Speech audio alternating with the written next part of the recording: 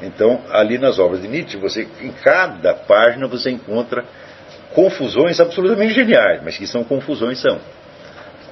Nós estamos numa época de uma confusão mental fora do comum. Acho que nunca existiu isso na humanidade, onde cada palavra pode dar margem a controvérsia sem fim. Tá certo? E nós não estamos aí, tá certo, para condenar as pessoas ao inferno, tá certo? E muito menos, vamos dizer, para atiçar essa fogueira. O nosso objetivo, que era o meu objetivo pessoal, que eu gostaria que fosse o objetivo dos meus alunos, é chegar ao ponto de máxima claridade que nós possamos. Tá certo? O nosso objetivo é ajudar e não atrapalhar. Tá certo? Nós não somos como o Chacrinha, quer dizer, eu não vim para explicar, eu vim para confundir. Tá certo? Então, poderia ser o lema de praticamente todos esses filósofos que nós estamos escrevendo. Aliás, hoje em dia o establishment acadêmico gosta de ter uma atração mórbida precisamente por esses camaradas que são enormemente confusos e que estão aí para confundir. Nietzsche é o primeiro deles. Então, ali nas obras de Nietzsche, em cada página você encontra confusões absolutamente geniais, mas que são confusões são. A mais característica dela, assim, que é uma coisa que até hoje ninguém percebeu, mas ninguém. Eu não vi, pelo menos, pode ser que alguém tenha percebido, mas eu não li isso em parte alguma. Nietzsche diz que Sócrates inaugurou a tradição racionalista, ou seja, a ideia de que o universo pode ser totalmente explicado pela razão, mas ao mesmo tempo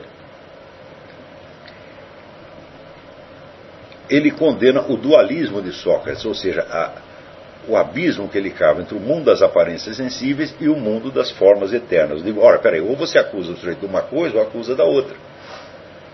Você veja que Nietzsche, ele recusa e joga no lixo toda a tradição filosófica ocidental, porque ele acredita que todos são discípulos de Sócrates.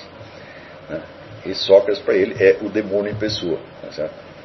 Por quê? Porque criou esta ilusão do racionalismo. Mas, ao mesmo tempo, como disse, ele acusa Sócrates de criar um abismo entre a razão e a vida. Eu digo, peraí. Se Sócrates reconhece que tem uma parte inferior, que é confusa e inabarcável, então ele não acredita que tudo pode ser explicado racionalmente. Ele diz apenas que esta parte de baixo nada significa em si mesmo e que nós devemos voltar os nossos olhos para o mundo das formas eternas, onde aí sim, tá certo, é o reino da razão. Então não tem como você colocar Sócrates como um precursor do cientificismo racionalista que vai explicar tudo, tá certo? E ao mesmo tempo acusá-lo de dualismo. E o Nietzsche faz as duas coisas na mesma linha. E ele não percebe que ele está fazendo isso. Que está acusando o sujeito de duas coisas contraditórias. Tá certo? Isso é a mesma coisa que você acusar o sujeito de ter matado a mulher e acusar ele de tê-la abandonado há 20 anos e nunca mais ter se encontrado com ela. Fala, peraí, você vai ter que escolher, porque para matar a mulher ele tinha que estar ali perto dela. Se ele nunca mais foi lá, então a formação filosófica de Nietzsche é extremamente deficiente. Quer dizer, ainda o camarada tivesse uma genialidade extraordinária, os estudos dele eram insuficientes e às vezes ele não prestava atenção direito nas coisas, Tinha aquelas sacações e passava dentro de seu menor espírito crítico. Os filósofos acadêmicos depois tentaram projetar em cima de Nietzsche todos os rigores e a organização do pensamento acadêmico, ao ponto de Martin Heidegger, por exemplo, inventa todo um Nietzsche à sua própria imagem e semelhança. Então, isso só para vocês verem o nível de confusão que existe. Agora, pior que as confusões é a confusão não reconhecida. Alguns de vocês devem ter lido a minha apostila sobre Maquiavel, tá certo? Onde, estudando o conjunto dos escritos de Maquiavel é um autor excelente para a gente fazer isso, porque ele escreveu pouquinho, Se somar tudo ali dá umas 1000 páginas. Então, agora, muito se escreveu sobre Maquiavel.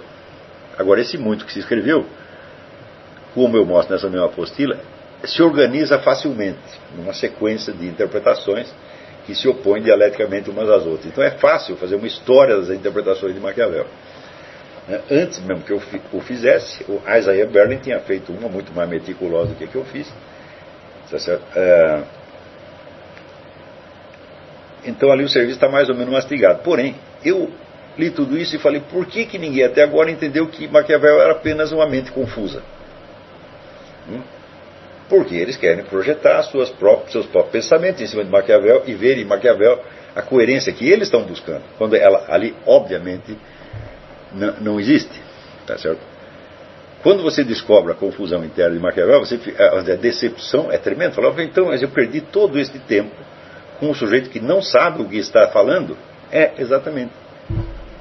Sobretudo quando você confronta, vamos dizer, os ensinamentos do príncipe com as atitudes políticas reais de Maquiavel. Quer dizer, Maquiavel se apresenta como um sujeito que é um especialista no poder, ele vai te ensinar como se conquista o poder, mas ao mesmo tempo ele, na vida prática, ele sempre aposta no lado perdedor e sempre termina mal. Eu digo, você contrata um técnico de futebol do time que só perde? Não, então por que você vai contratar um técnico político do time que só perde?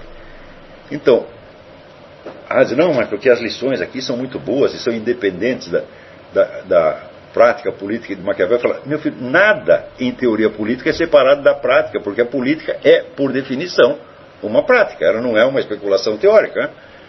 Então, é só vendo as atitudes políticas concretas do sujeito que você vai saber como é que ele entendia as suas próprias ideias.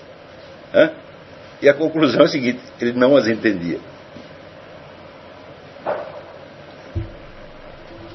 Então, justamente esse estado de confusão é uma das motivações fundamentais que me levaram a criar este curso, certo? E a tentar instilar na alma dos meus alunos uma certa, o que eu chamo a tolerância para com o estado de dúvida, tá certo? Portanto, uma certa calma. Diz, olha, se você não está entendendo o negócio, não fique nervoso, porque ninguém está entendendo. Você não é o primeiro. Se você vai acompanhar o debate acadêmico, vai ficar pior ainda, porque você vai dizer que eles estão entendendo, às vezes, menos do que você. Então, se essa questão que você está estudando não foi resolvida até hoje, é porque ela não precisa ser resolvida em 2 dias. Então, calma, vamos devagar, e nós algum dia chegaremos a uma conclusão que, se não forem absolutamente certas, pelo menos serão mais razoáveis do que aquilo que nós recebemos. E nesse sentido, eu acredito que com um pouco de paciência tem algumas questões de interpretação filosófica que eu de fato resolvi. Eu acredito que eu resolvi aquele problema de Aristóteles, das 4 discursos, acredito que eu resolvi o problema de Maquiavel, acredito que eu resolvi o problema de Descartes, e que posso passar isso para as gerações seguintes, vamos dizer, com um patamar de clareza e de segurança maior, E esse deve ser todo o nosso objetivo. Nós não conseguiremos, como filósofos, não conseguiremos fazer mais do que isso. Não dá para fazer nada mais do que isso. Se você quer fazer, vamos dizer, um grande sistema que vai modificar tudo, como Wittgenstein ou Nietzsche, eu digo, olha, você vai terminar muito mal, você vai aumentar a confusão. Tá certo? Então, vamos fazer uma pausa?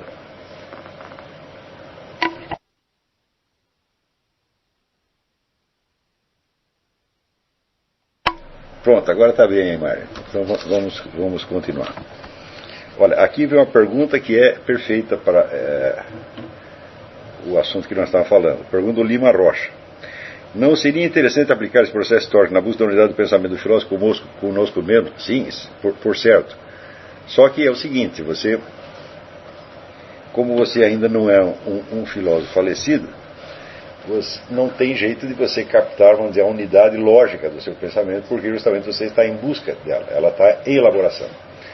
Mas o esforço de buscar essa unidade lógica e cronológica e de reconstituir, vamos dizer, um ambiente cultural próximo e remoto que te formou, isso aí, em vez de você fazer isso só para você compreender o pensamento de um filósofo, ao contrário, isso vai ajudar você muito na busca da unidade do seu pensamento, não é certo? Ainda que não tenhamos a menor ilusão de chegar, vamos dizer, a conclusões finais que tenham um valor dogmático, né? Ainda assim, o nosso esforço é sempre na busca da coerência, deu mesmo para definir a filosofia como a busca da unidade do conhecimento na unidade da consciência e vice-versa. Só com a ênfase de que isto é um processo, isto jamais termina, nem tem por que terminar, só seria sentido terminar se você fosse o último filósofo da face da Terra. Mas, vocês veem que o que eu fiz na aula anterior é exatamente eu tentar reconstruir o trajeto, a história das minhas ideias, a partir da história das minhas leituras e das influências recebidas. Quer dizer, é claro que ali eu não estou falando das minhas ideias propriamente ditas, mas apenas das influências recebidas. Ou seja, qual é o ambiente intelectual imediato e mediato que me formou. Porém, eu não abrangi ali, na história desse ambiente imediato, os elementos de impregnação cultural passiva. Tá certo? Que, à medida que o tempo passa, eu vou tomando consciência dela. Tá certo? Mas, no começo eu estava tão identificado com aquilo que eu não sentia diferença entre eu e o meio. Também, à medida que o tempo passa, eu me impressiono cada vez mais com a quantidade de elementos impregnados. Quer dizer, hábitos mentais, a ressonância de certas palavras, o apego a certos símbolos, né? Que tudo isso eu absorvi no começo e achava que aquilo era eu. Eu me identificava com aquele negócio e só aos poucos você vai tomando uma distância e podendo colocar aquilo em julgamento. Cada vez mais me impressiona como nós somos pouco personalizados, né? Como o negócio coletivo determina quase tudo em nós, né? E só depois de uma longa experiência você começa a rever essas coisas e tentar dizer, bom, mas o que é que eu penso realmente a respeito dessas coisas? E não tem como você fazer isso sem você saber como essas coisas chegaram até você, como elas se impregnaram, né? Então, muitas vezes eu vejo que tive certas decisões ou atitudes de juventude que depois eu volto a afirmar as mesmas, passados 30, 40, 50 anos, entendeu? Mas depois de um exame crítico, falando, não, aquilo estava realmente certo, eu tinha realmente razão naquilo, embora na época eu não soubesse por quê. Em outros casos você tem que abdicar completamente daquelas atitudes ou convicções. No meu caso, pessoalmente, eu tive a sorte de passar por todas essas influências e recebê-las de maneira stanislavskiana, como eu disse para você, como se estivesse representando um dentre muitos papéis. Cada um deles era representado com perfeita sinceridade, mas nenhum deles expressava, vamos dizer, a totalidade do que eu pensava e sentia, mas só um certo aspecto que era importante naquele momento. Então, como se dissesse, é uma espécie de sinceridade provisória. Você não sabe exatamente o que você está dizendo, mas naquele momento aquilo realmente lhe parece ser a sua verdade. Tá certo? Claro que esse tipo de sinceridade não basta para um homem adulto, mas quando você está começando é tudo o que você pode fazer. Realmente o que eu gostaria de ter feito naquela lista seria fazer a relação de todas as minhas leituras e todas as influências recebidas uma por uma. Eu gostaria de fazer isso. Mais ou menos na minha cabeça a coisa está esboçada, mas não houve tempo para fazer. Seria o ideal, você reconstituir toda a sua história interior. Essa história interior, inclusive, vai contribuir para uma segunda coisa, ainda mais importante. Você veja aqui, tudo o que você sabe de você mesmo, por experiência, são elementos que vêm e passam. Todas as suas impressões sensíveis vêm e passam. Os seus estados anímicos vêm e passam. E até as sínteses que você tenta fazer da sua biografia também vêm e passam. Tá certo? Porém, se tudo fosse passageiro, não haveria o menor fio de unidade entre uma coisa e outra. Quer dizer, você só teria estados separados. A tendência geral da nossa cultura é achar que não existe nada além desses estados. Quer dizer, que você, em cima disso, você cria uma ilusão chamada o seu eu, você cria uma falsa um arremedo de unidade, como se você fosse um personagem. Mas essa tese me parece absolutamente impossível, porque se todos esses estados e todos esses conhecimentos e ideias, eles vêm e passam, vocês imaginam a capacidade construtiva e unificante que eu teria que ter para eu construir um personagem com isso.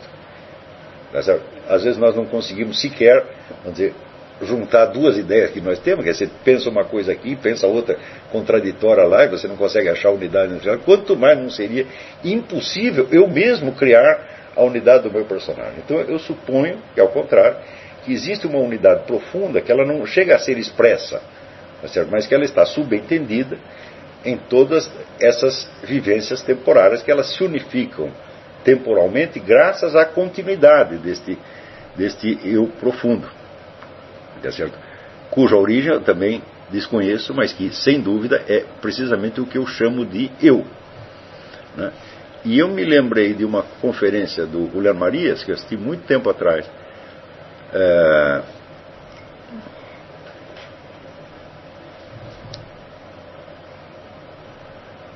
em que ele dizia que, caso existisse uma imortalidade, ele colocou essa pergunta: caso exista uma imortalidade e eu tenha acesso a ela, o que eu levaria para lá? Então, ele disse: sem dúvida eu levaria aquilo que faz com que eu seja eu, e dispensaria o resto, tá certo? Ora, mas o que faz que você seja você não é nenhuma das experiências que você teve, não é a sucessão de estados, não é a sucessão de ideias, não é o fluxo de palavras, não é nada. É vamos dizer, uma espécie de fio da meada que está por trás de tudo isso e que continua constante e que permite que você, se lembrando do que você era aos 3 anos, você sinta a mesma unidade pessoal. Quer dizer, eu era eu naquele tempo, quer dizer, eu me reconheço no que eu me recordo de mim naquela época e sei que era o mesmo que está aqui agora, tá certo? Então, é curioso, este eu permanente, todos nós sabemos que ele existe, e se ele não existisse, nós não poderíamos sequer contar a nossa história. Nós teríamos que ter uma capacidade construtiva quase divina. Isso sim seria um milagre, quer dizer, eu, né, só tendo vivências separadas, atomísticas, né, eu consigo, com a minha força criativa, inventar um personagem que se sobrepõe a tudo isso. Eu acho isso tão utópico, tão louco, é certo? Quer dizer, o caráter fragmentário da sua experiência, o sujeito primeiro afirma o caráter fragmentário da sua experiência e depois diz que você o unificou. Eu digo, como? Se eu só tenho experiências fragmentárias, como é que eu poderia unificar tudo isto? Isso é absolutamente contraditório e impossível. Quer dizer, um pobre bichinho solto num fluxo de experiências atomísticas, né, ele por si mesmo inventa uma forma transcendente,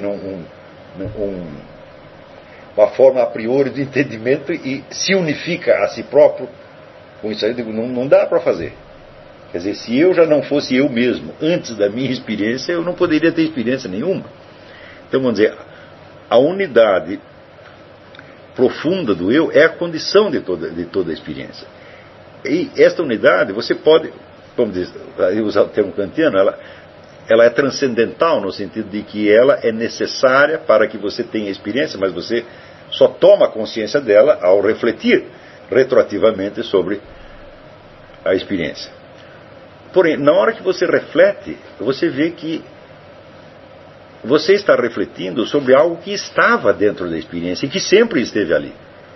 E que, de certo modo, é mais real do que todo o fluxo das experiências que vieram e passaram.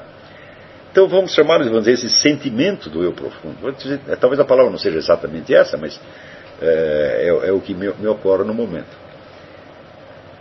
Quando você percebe isso, você nota que somente isto é real, e que somente isso é o seu verdadeiro eu, e que todo o resto foram elementos que vieram e passaram. Alguns se incorporaram, outros não, outros foram embora para sempre. Tá certo? Mas aquilo está presente e aquilo é real, porque todas as outras experiências, ideias, etc., são coisas que realmente são temporárias, são transitórias, são evanescentes, não têm substancialidade alguma. Então é aí que vem o famoso verso do Apollinaire: Les jours s'en vont, je demeure. Quer dizer, os dias se vão e eu fico. Misteriosamente, né, eu fico. Tá certo? Então, eu só posso entender que este eu permanente, que é, de certo modo, anterior e transcendente a toda a experiência, ele é, vamos dizer, o verdadeiro substrato ontológico da minha pessoa. Se existe algo em mim que mereça o nome de ser, de ente, é isto. O resto não. O resto são apenas estados, são qualidades, né? E este eu profundo, embora você só tome consciência dele no curso da experiência e depois de muita experiência, você vê que ele está subentendido em toda a experiência e que é ele que a articula. Não articula racionalmente, mas é ele que, por assim dizer, colore com a sua cor pessoal todo o campo da sua experiência. Note bem, quando você se refere a uma outra pessoa, é a isto que você está se referindo. Quando você fala com uma pessoa, é com este eu profundo dela que você está falando. Você está falando com aquilo nela que você acha que tem unidade e tem permanência. Você não está falando com o estado, vamos dizer, passageiro dela, né? Vamos supor, se eu estou falando com uma pessoa e tenho certeza que aquilo que eu estou falando com ela é apenas um estado passageiro que ela vai vivenciar e desaparecer em seguida, eu não posso conversar com a pessoa, né? Porque seria como conversar com uma sombra, com uma impressão lançada na parede por uma lanterna mágica, é certo? Como conversar com um fantasma, seria uma coisa horrorosa.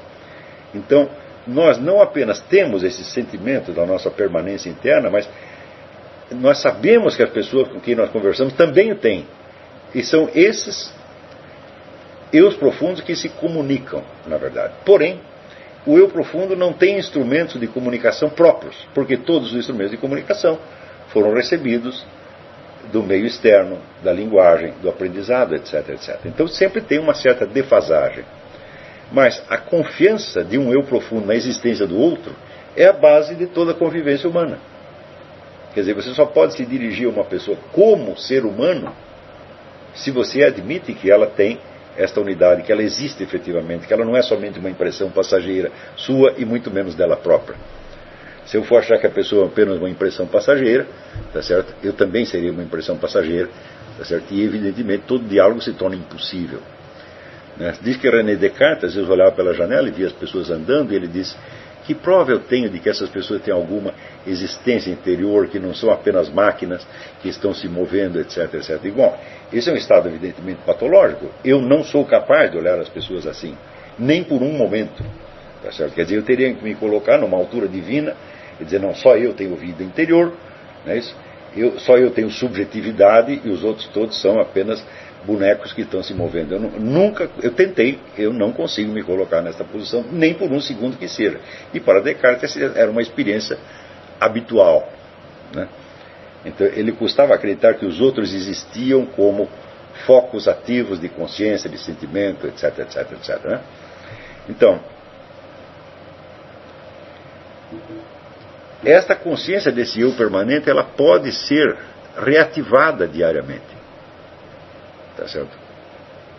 Você pode sempre se lembrar disso aí, né? Quer dizer, lembrar-se de quem você é verdadeiramente. E é quando você se coloca nesta posição que aí você pode falar com Deus, você pode orar, porque aí você é uma alma verdadeira que está se dirigindo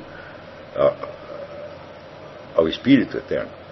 Então você tem que ter alguma substancialidade para você falar com Deus, né? Senão, não. Por outro lado, isto nos mostra que se fomos criados neste sentido como almas imortais, então não existe a famosa identidade suprema de que fala o hinduísmo. Quer dizer, você vai se desfazer, você vai se diluir no mar da divindade. Tá certo? Se você pudesse diluir no mar da divindade, você deveria ser uma impressão passageira também para o próprio Deus, que vai integrar você nele e te esquecer. Mas, se é para ele te esquecer, se é para você ser apenas uma forma, como se fosse uma cristalização, um cristal que aparece na superfície da água e que depois se dissolve na água, que é uma imagem que é muito usada, por esses místicos orientais, se fosse para acontecer isso, Deus não te constituiria como alma imortal. Então é importante entender que Deus tem um amor pessoal por esta forma que Ele criou, por este eu imortal, e Ele quer te preservar como tal. Tá certo? Então, ao mesmo tempo, você nesse estado, você reconhece que você não tem substância além do amor divino. Então, mas que o amor divino ele pressupõe ao mesmo tempo essa dualidade eterna, essa diferença eterna entre criatura e criador, mas ao mesmo tempo a criatura sabe que ela não tem consistência ontológica própria, embora ela tenha uma identidade ontológica própria, mas não uma consistência, não uma substância. Quer dizer, nós somos obra do amor divino, mas é uma obra que veio para ficar, não foi para ser diluída. Tá certo? Você não vai cair na inexistência. Tá certo? Então, deste ponto de vista, nós podemos dizer, olha, a doutrina hindu está errada, está flagrantemente errada. Quer dizer, é um erro que se consagrou desde há milênios. E esse negócio de ficar buscando a identidade suprema, isso aí é fazer buraco na água. Tá certo? Alguns místicos do sufismo, o próprio Ibn Arabi, que é o grande codificador da teoria da unidade, essa coisa toda, ele mesmo reconhece que esta dualidade é eterna. Dualidade de criador e criatura, e que é marcada por uma relação de amor e não de absorção no sentido ontológico, como vamos dizer, o cristal que se dissolve. Nós não fomos feitos apenas como uma forma para ser dissolvida. Tá certo? Então, senão nós seríamos assim como se fosse, vamos dizer, como um capricho de Deus que nos fez para durar um tempinho e desaparecer. Não, de fato não é assim. Porém, para entender isso é preciso você se colocar do ponto de vista do sentimento profundo do eu que acompanha você desde que você nasceu e que permanece idêntico a si mesmo, como uma melodia sem fim, ao longo de todas as experiências que você vai vivendo. Tá certo? Eu digo, olha, a tomada de consciência disso é um treco maravilhoso. Não há coisa mais importante na vida do que isso.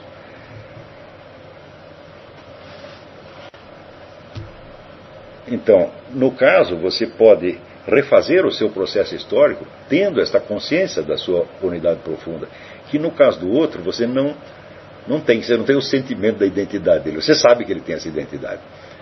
Como é que você chega, vamos dizer, a captar algo disso? Pelo amor que você tem pela pessoa. Está entendendo? Então, tanto as pessoas que te rodeiam quanto os filósofos que você está lendo. Então, se somos constituídos pelo amor divino, então é somente o amor ao próximo que nos dá a verdadeira dimensão do que o outro é. Fora disso não tem como você compreendê-lo.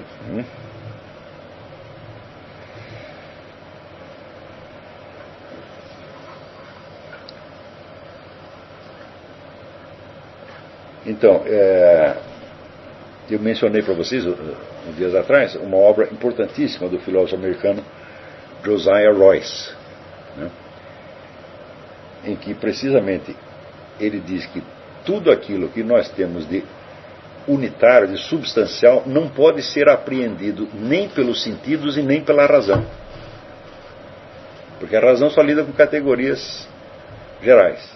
Tá certo? E os sentidos também só nos dão características gerais, embora separadas, tal como aparecem nos diversos entes. Por exemplo, as cores, as formas, os tamanhos, etc. Tudo isso é tudo que nós percebemos pelos sentidos. Então, tem que haver uma terceira função que nos permita perceber a individualidade. Não só a individualidade humana, mas a individualidade do que quer que seja. Tá certo? Depois ele elabora isso de uma outra maneira, que ele pegou do pragmatismo, mas o começo dessa análise é muito bom. Então vamos ver algumas perguntas aqui.